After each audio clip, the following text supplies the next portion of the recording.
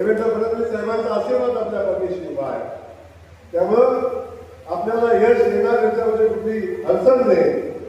त्यामुळे अनेक लोक आपण बघतोय, अनेक लोकांची दुकानं आता बंद व्हायला लागली, दुकानाला टाळे लावायची वेळ आली, तेव्हा अनेक लोक आश्रय शोधायला लागले.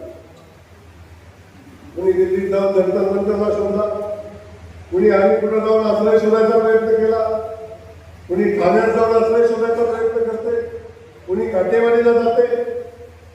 परंतु आता आश्रयाची सगळी ठिकाणं बंद झालेली आहेत. त्यामुळे कुलूप लावायची वेळ आलेली आहे. तेव्हा अनेक लोक जेव्हा ही वस्तुस्थिती मांडतो आपण, तेव्हा अनेकांना फ्रस्ट्रेशन येतं.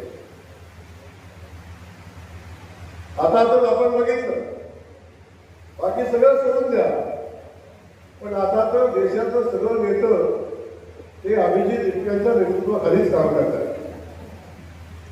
अनेक मोठे मोठे पक्ष त्यांचं अस्तित्व राहिलं नाही. त्यांना माहिती आहे आता अस्तित्व त्या आंदोलनात स्वतःचं अस्तित्व शोधायचा प्रयत्न करताय. काळजी करू नका.